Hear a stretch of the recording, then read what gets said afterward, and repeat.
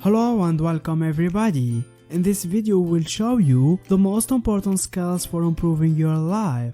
Keep watching the whole video and don't skip any of these important parts. Before we get started, don't forget to subscribe to our channel to receive all our news.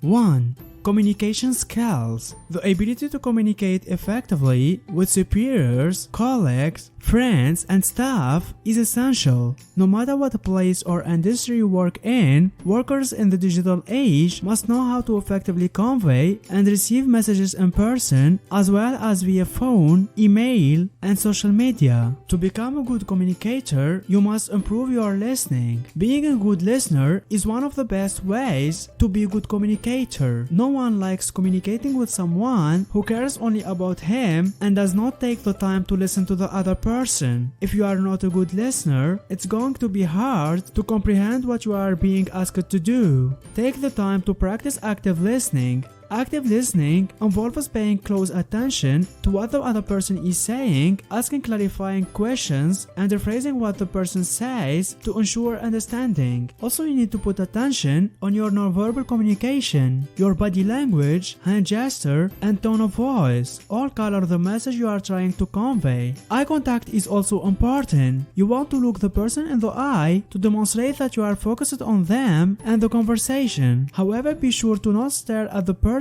which can make him or her uncomfortable.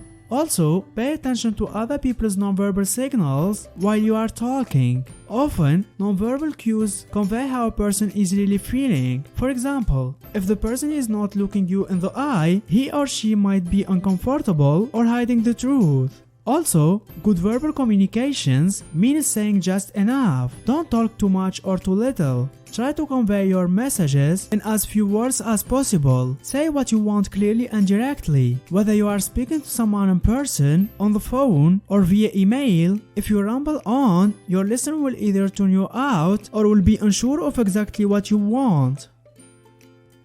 2. Empathy. Empathy is the ability to understand and share another person's feelings and emotions. It is essential to building good relationships, both at work and in your personal life. People who don't exhibit empathy are viewed as cold as self-absorbed, and they often lead isolated lives. Sociopaths are famously lacking in empathy. Conversely, someone who is empathetic is perceived as warm and caring. Empathy is the ability to accurately put yourself in someone else's shoes, to understand the other's situations, perception and feeling from their point of view, and to be able to communicate that understanding back to the other person. Empathy is a critical skill for you to have as a leader. It contributes to an accurate understanding of your employees, their perception and concerns. It also enhances your communication skills because you can sense what others want to know and if you are getting it from you or not. Ideally, your employees can learn skills in empathy from you. Therapy, helping them to become more effective leaders, managers, and supervisors themselves. Empathy is sometimes confused with sympathy. Sympathy involves actually being affected by the other person's perception, opinions, and feelings. For example, if an employee is frustrated and sad, the sympathetic leader would experience the same emotions, resulting in the leader many times struggling with the same issues as the employee. Thus, sympathy can actually get in the way of effective leading. Emotional empathy, sometimes called compassion, is more intuitive and involves care and concern for others. Cognitive empathy requires effort and more systematic thinking, so it may lead to more empathetic accuracy. If we see someone is expressing emotion, for a moment, you might feel a reflection of that emotion that can help motivate you to actually figure out what's going on and try to help them. That can help to explain a little bit about how we are wired for empathy. In this case, many empathetic processes are automatic, but they can also be activated in situations when you have an incentive to be deliberately empathetic, for example, when you are trying to read your manager's mood.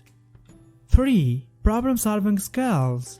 Problem solving is at the core of human evolution. It is the method we use to understand what is happening in our environment, identify things we want to change, and then figure out the things that need to be done to create the desired outcome. Problem solving is the source of all new inventions, social, and cultural evolution, and the basis for market-based economies. It is the basis for continuous improvement, communication, and learning. 4. Positive self-talk. Self-talk is the act of talking to yourself either aloud or mentally. No matter good or bad, these are the messages that you are telling yourself all day long about yourself. The messages you tell yourself will encourage and motivate you, or they will limit you because they are negative. For example, if you go to a work party and make a joke in front of 10 colleagues and no one really laughs, just a few chuckles from those being nice, what do you tell yourself after the party? Do you drive home thinking, I should have just kept my mouth shut, now they think I'm an idiot? Or do you tell yourself, no, big deal, at least I put myself out there and try it? Version 1 of self-talk will make you question yourself at your next social event. You may even hold yourself back from saying too much out of fear of embarrassment or making yourself feel bad. Worse yet, you may develop an aversion to social situations because you feel insecure about your interaction with others. Version 2 of self-talk allows you to give yourself a pass to try again, to just be a human and interact with others. We cannot all be on spot with humor and social interaction 100% of the time, but it is worth the effort to at least try. Self-talk is so important as these are the messages that determine whether you should keep trying or not. The messages you send yourself can either help you succeed or they can hold you back and keep you paralyzed in fear. 5. Consistency. You can argue that consistency is a trait, not a skill, and there are some aspects of it that are. But if you view constantly as always getting your work done before the deadline, volunteering for a new project, attending optional training, or being part of extracurricular activities like charity days, it becomes a skill that you can learn and become good at. It's a lot like developing a good habit. That means you need to be aware of what is going at your firm, watching to see whether a new niche is being developed, the types of training that is being offered, etc.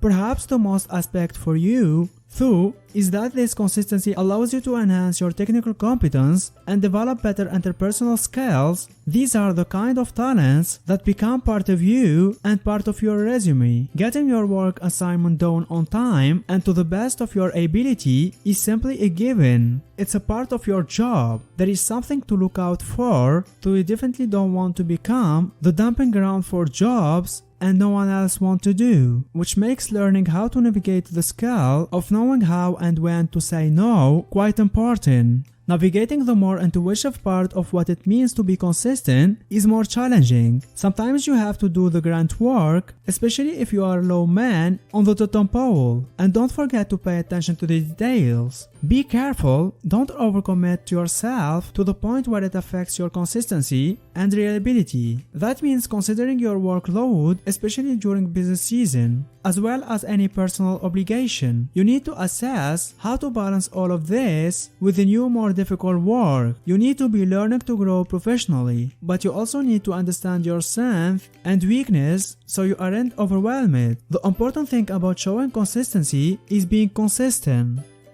6. Time management. To manage your time wisely, then you must know your goals. There is definitely a right and wrong way to go about goal setting. If you don't set your goals the right way, then you will most miss something, which will force you to go back and redo things or otherwise veer off track.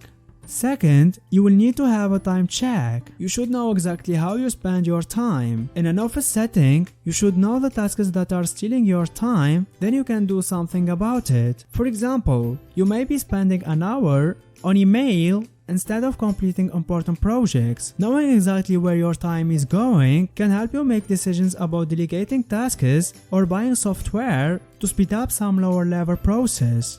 With that, you should set a time limit. Setting a time limit for a task can be fun. In fact, it can be like a game. Some companies actually divide employees into groups, and the group that finishes a project or a task first gets a reward. You can apply this principle to any task. Set a definite time limit, such as an hour or two, then try to finish the task within the allotted time, and feel the excitement as you do it. Don't forget to subscribe to our channel to receive all our news. If you learned something new today, then give the video a like and tell us in comments which step you like it more. And here's some others great videos I think you will enjoy. Just click on the left or on the right.